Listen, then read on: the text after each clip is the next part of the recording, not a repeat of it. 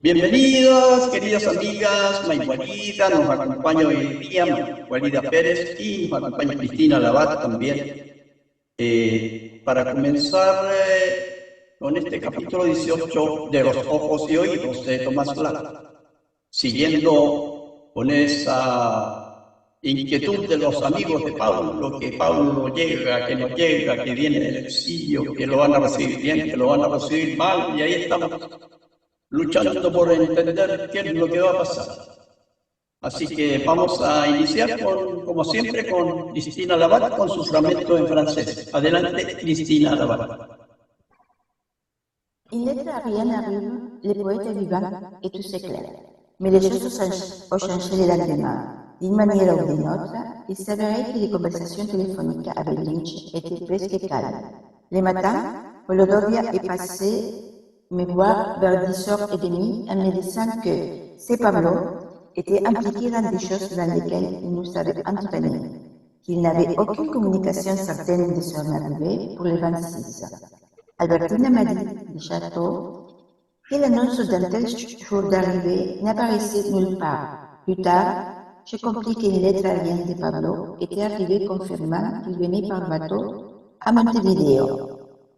Et tous les drames s'étaient évanouis. Delia disait cela du parti et le parti sans se prononcer exactement. Vous attendez cela de Pablo. Au cours de cette journée de lundi, les choses sont devenues vaguement claires et dans l'après-midi, tout était clair. Il fallait trouver un moyen d'organiser une nouvelle procession pour quand il serait vraiment arrivé.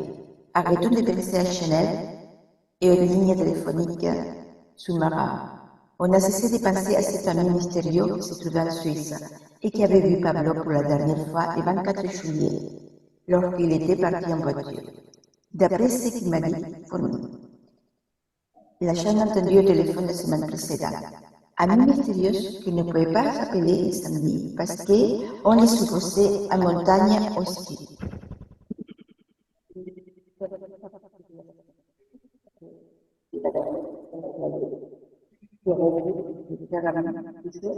Maintenant, sûr qu'il était vivant, nous y sommes à nouveau façon de faire. Tout paraît inévitable.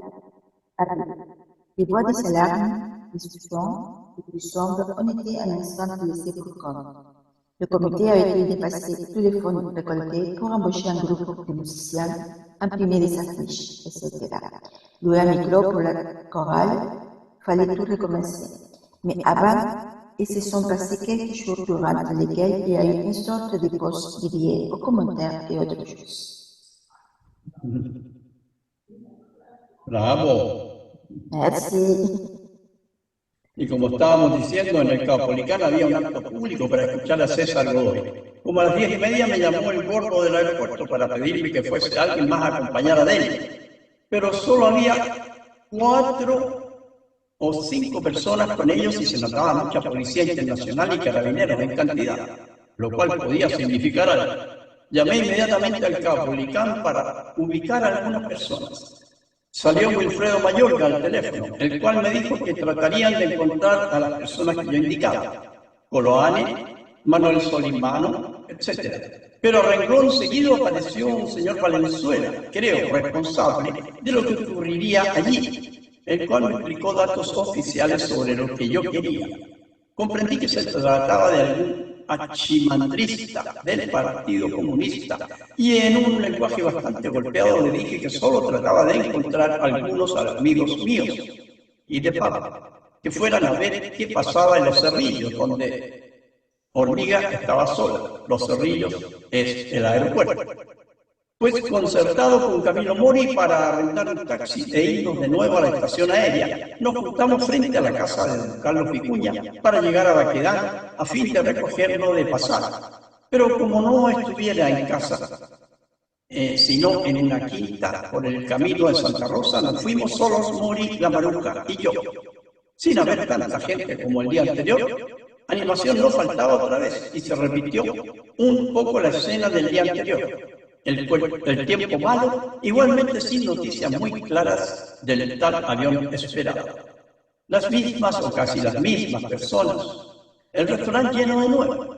La Hormiga más inquieta que antes, rodeada de personas, entre las que se destacaba María Maluenda a su lado. Como a la una, el parlante, después de dar los nombres de las personas que podían entrar al muelle de llegada, confirmó que el señor Neruda llegaría a las 2:30. La agitación estaba a su punto en ese momento. Mucha gente del Caupolicán, el Teatro Caupolicán, venía llegando como podía al aeropuerto, en camiones de trabajo, en bicicleta, etc. Y supimos que grandes grupos se juntaban en la Alameda frente a Calle Serrano, cerca de la Secretaría del Frente del Pueblo y hacia la Estación Central. El día anterior había allí mucha gente que había esperado hasta tarde de la noche inútilmente. Lo buscan inútilmente en el Pacífico y también en Montevideo. Se recurre al Ministerio de Relaciones.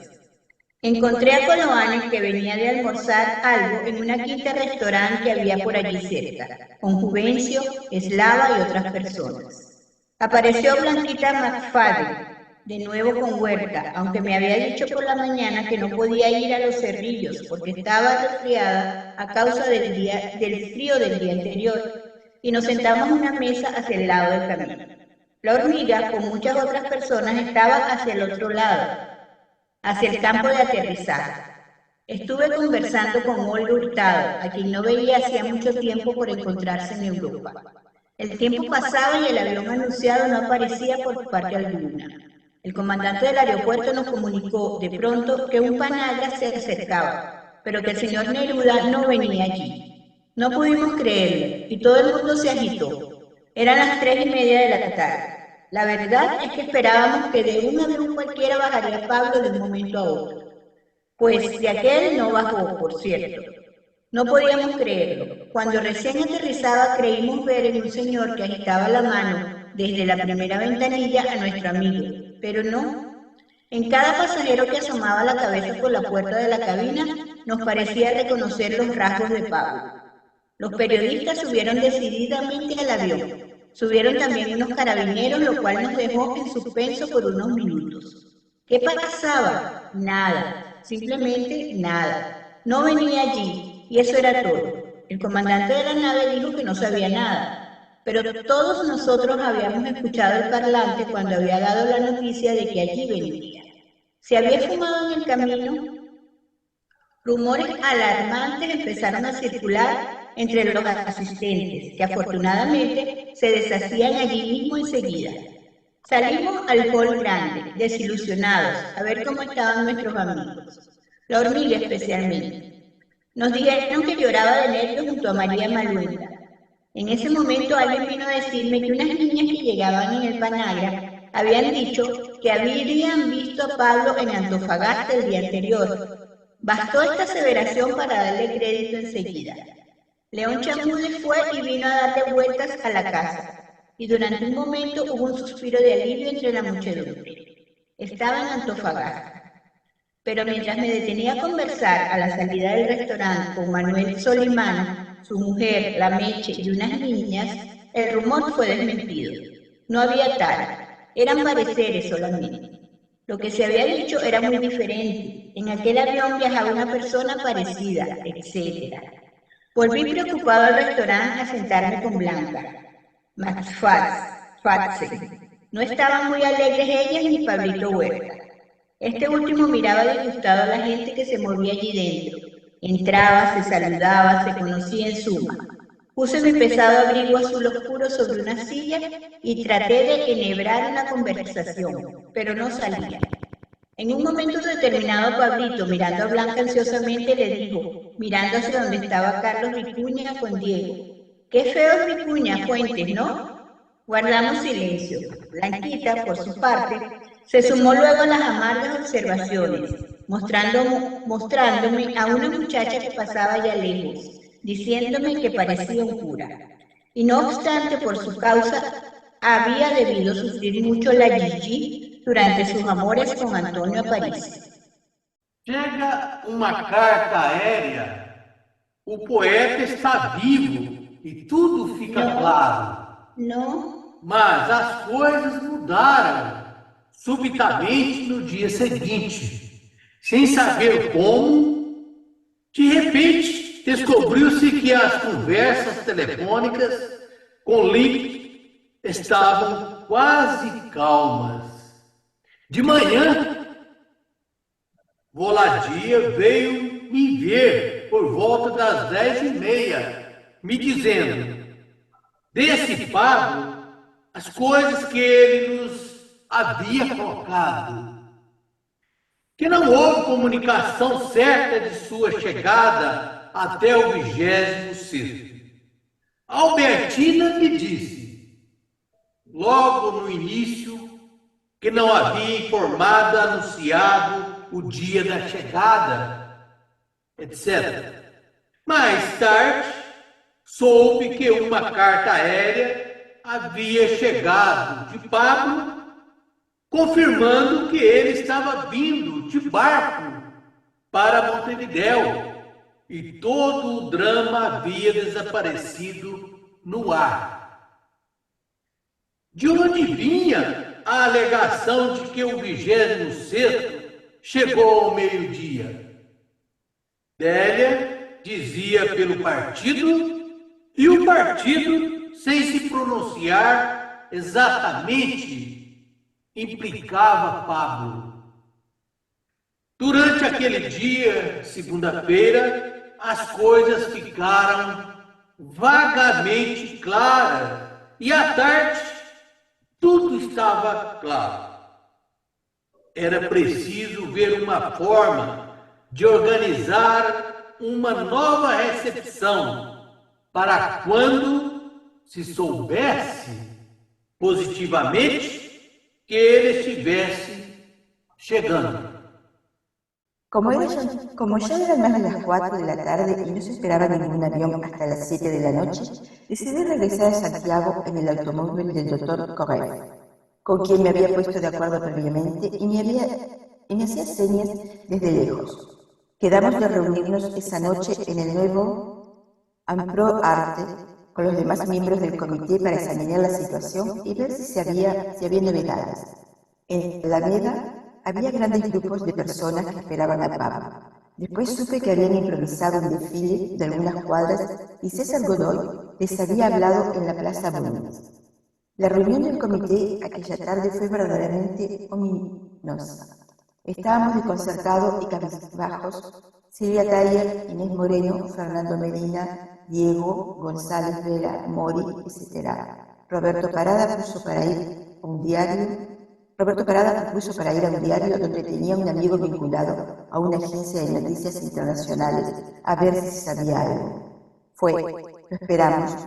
Llegó diciendo que unos peruanos de la embajada que habían llegado y se habían comunicado con Santiago negaban absolutamente que Pablo estuviera en Antofagasta, pero que un avión de la Bichis o de la KLM había pasado hacia Buenos Aires viniendo por el Pacífico, lo que era una nueva posibilidad. Nos fuimos a casa de Carlos Vicuña a ver qué hacíamos.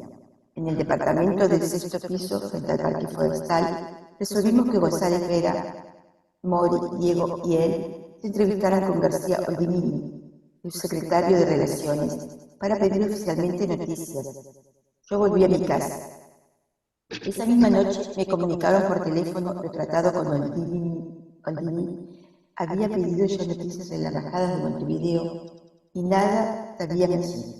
Al día siguiente, a las 10:30, diría si había logrado averiguar algo en alguna parte. Su mujer, la Sara Camino, contó, sin embargo, que un amigo suyo, Pinilla, había llegado a Buenos Aires en Panagra y a una pregunta acerca del poeta había contestado que lo habían dejado en el camino. ¿Qué significaba eso? ¿Tenía esas palabras algún significado realmente? Habría que averiguarlo. En Lynch reinaba la consternación mientras tanto. No había más remedio que comunicarse con Ginebra de nuevo. Esperaba que hubiera línea telefónica para ese sector a cierta hora, tal vez el amanecer, de acuerdo con la coordinación de las horas hábiles.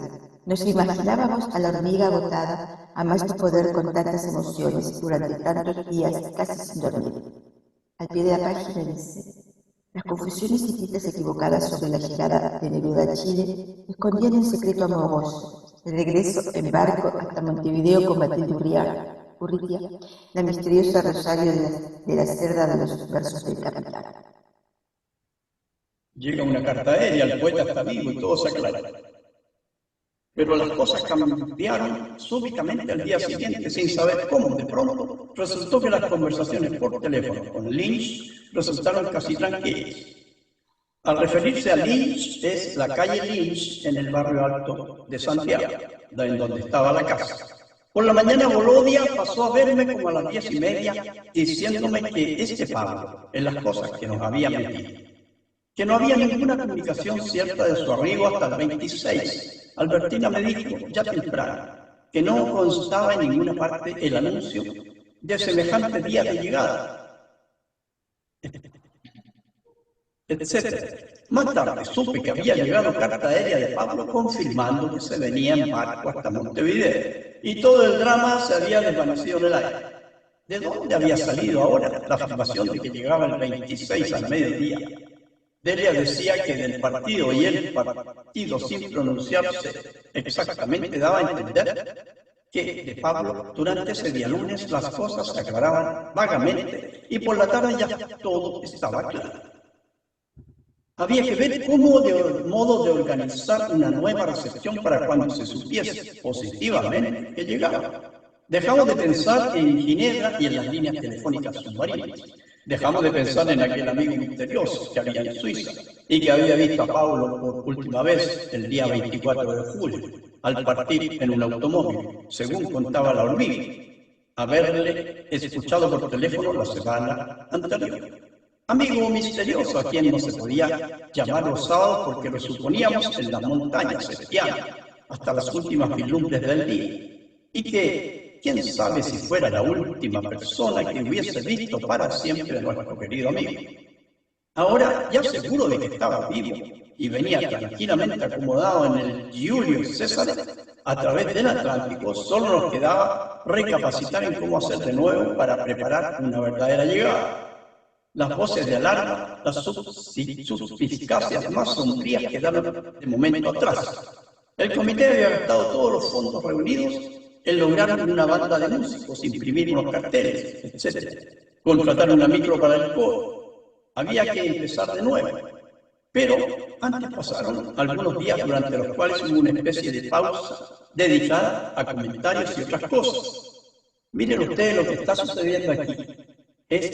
Respecto a los capítulos que cuando iniciamos los archivos nerudianos hablaba justamente del regreso de Pablo cuando venía del barco hacia Montevideo. Entonces hay ciertas cosas que se van conjugando con lo anterior, lo que está pasando acá, lo que ellos no sabían que estaba pasando, y en los capítulos anteriores dábamos respuesta a estas cosas. Adelante, Maigualida. ¿Qué es lo que había pasado? Algunas quejas personales. Entre los comentarios estaban las circunstancias que habían determinado el error en que habíamos caído, desde luego. Supe que la carta de Pablo enrostraba a Delia la insistencia en cablegrafiarle y quererlo traer a una acción cuando había dicho que se vendría por mal. Por otra parte, el partido había dejado sentado que sus órdenes eran venirse cuanto antes, y por lo tanto dedujeron que si había salido el 24, debía ser en avión, simplemente llegando a Santiago 2 días después. Se habló de varios detalles, una carta de la hormiga que en el centro de una página decía que llegaba el 26. Yo, de oír estas cosas, terminé por creer sinceramente que había visto esa carta, lo cual no era verdad. La carta decía que partiría el 14, solamente en un lenguaje muy cifrado, como Pablo tiene costumbre emplear en su correspondencia. Un lenguaje cifrado sui generis, desde luego, que a mi juicio cualquiera puede entender, pero que él considera impenetrable. Así, por ejemplo, dice, de aquí miré a Katsaki para preparar mi visita a Gutuso y emprender mi viaje a Pessoa, Vélez, para dar a entender que si da Polonia, de donde es Katsaki, de allí pasará a la tierra de Gutuso, que es Italia, para regresar a Chile, patria de Pessoa, Vélez, lo cual no es nada difícil de deducir por los nombres conocidos empleados y la característica del lenguaje descifrado a la simple vista que tiene la redacción. Pero Pablo cree que la policía es ignorante por definición y no entenderán nada. A lo mejor tiene razón. Pero la mayor cantidad de comentarios la suscitó don Carlos Vicuña, quien se declaró burlado por el comité y el Partido Comunista al actuar frente a un grupo de personas que no le habían mostrado todas las cartas. ¿Sabe Dios con qué oscuro propósito? Se entendía vagamente su desconfianza de haber servido de instrumento de agitación, tal vez para fines políticos desconocidos. Su disgusto lo separó violentamente del comité de recepción, y todos mis temores por la falta de discreción en los debates que se convertían en una simple reunión del Frente del Pueblo a cada rato, siendo que en principio era un grupo amplio con ibañistas y matistas, se vieron confirmados. Recuérdese la adhesión escrita de Mewes Santa Cruz. Adelante, José. A reunião da comissão naquela tarde foi verdadeiramente ameaçadora. Ficamos perplexos e abatidos. Silvia, Taia, Inês Moreno, Fernando Medina, Diego, Gonzales Vera, Mori, etc. Roberto Parada propôs ir a um jornal onde tinha um amigo ligado a uma agência de notícias internacionais para ver se havia alguma coisa. Estamos ansiosos por isso. Ele chegou dizendo que alguns peruanos da embaixada que haviam chegado ou sequer comunicado com Santiago negaram absolutamente que Pablo estivesse em Antofagasta, mas que um avião britânico ou da KLM tivesse passado por Buenos Aires, vindo pelo Pacífico, o que era uma nova possibilidade. Fomos à casa de Carlos Vicuña para ver o que estavam fazendo no apartamento do 6º andar, em frente ao Parque Florestal. Decidimos que Gonzales Vera, Mori, Diego e eles se reuniriam com Garcia Oldini, subsecretário de Relações, para pedir notícias oficialmente. El dinero del comité se había perdido, se preparaban los discursos de reflexión. Otras cosas graciosas quedaron en el ambiente y se referían a los recuerdos jocosos del asunto. El gordo se quejaba amargamente de haber gastado casi 4.000 pesos en el restaurante de los servidos, por hacer frente en forma temeraria a las cuentas sueltas de esas mesas redondas, donde un lote de mujeres bonitas pedían tragos, entremeses, etc. Su debilidad por la galantería le costaba caro.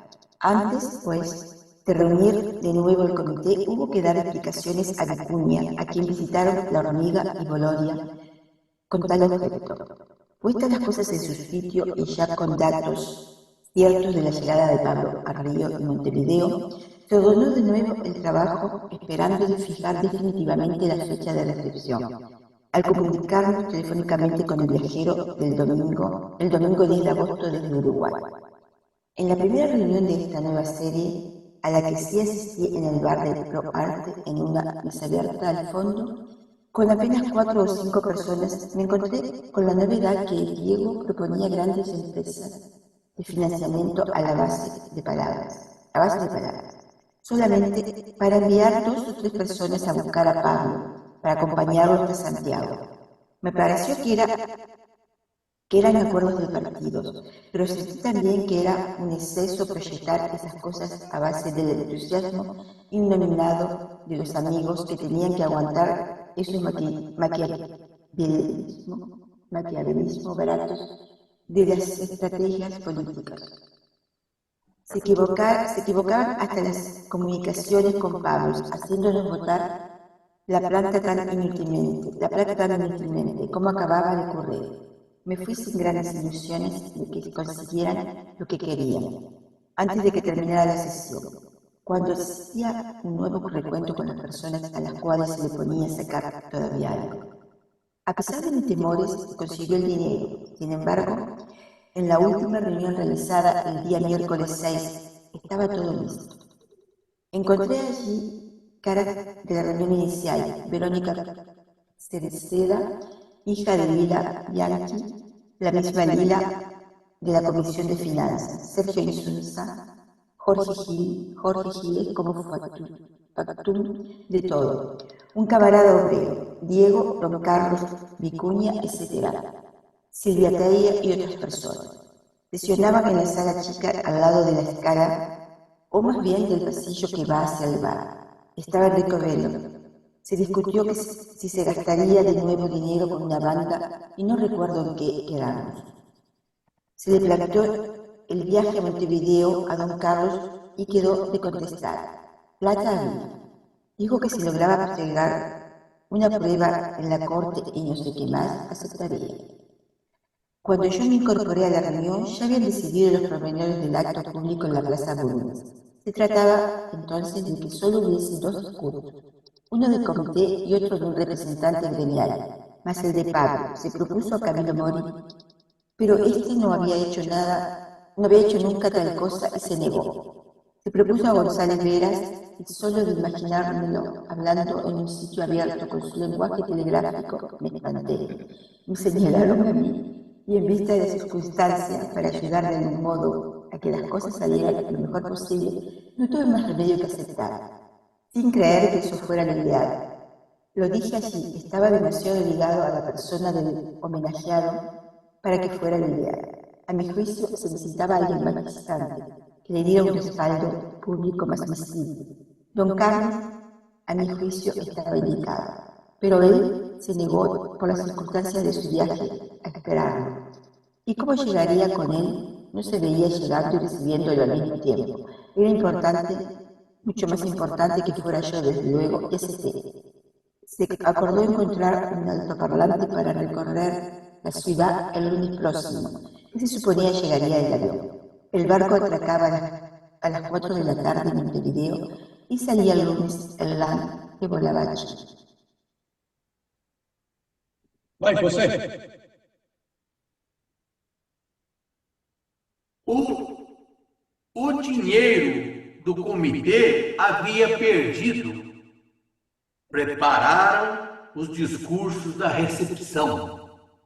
Outras coisas engraçadas permaneceram na atmosfera e se referiram às lembranças jocosas do assunto.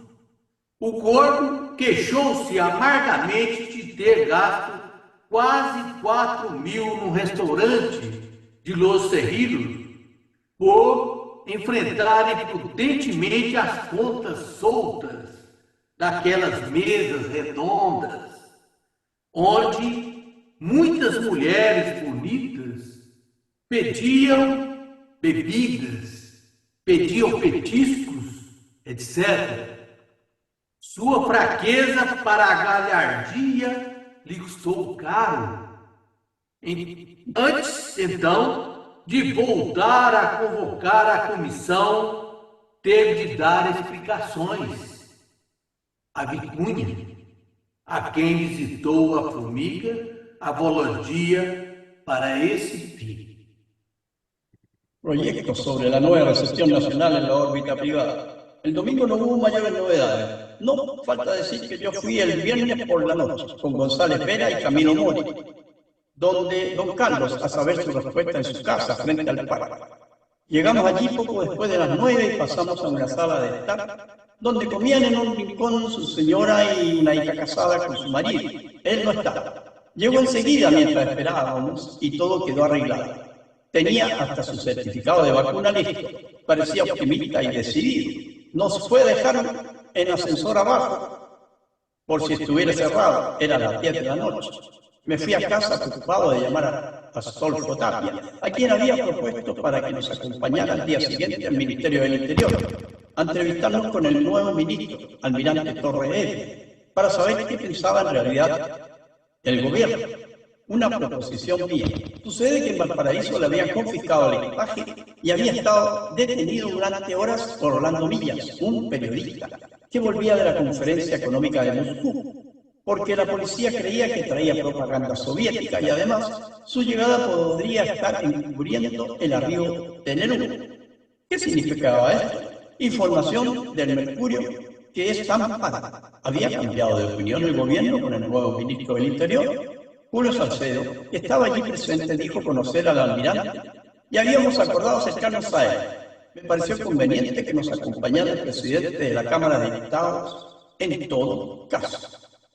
Astolfo me dijo por teléfono en mi casa que no podía explicarme por qué no nos acompañaba al ministerio, pero me lo podía decir al día siguiente si yo iba a verlo a la Cámara, a las 6 de la tarde, que estaba empeñado en algo más importante. Cuando llamé a Insunza esa noche para decirle la respuesta de don Carlos y la negativa de Astolfo, me explicó que este último iba también a Montevideo, lo cual no debería saberse hasta que saliera de Chile para evitar obstáculos y zancadillas. Todo iba bien. El día viernes fuimos al ministerio a ver al almirante Julio Salcedo, Camilo Mori, González Vera, Diego Muñoz, un obrero y yo. Había un día espléndido. Estábamos citados a las 4:30. El ministro es un hombre de mediana estatura y una cara de burócrata un poco apequeñado. Buena voluntad a simple vista. Nos recibió en forma muy atenta.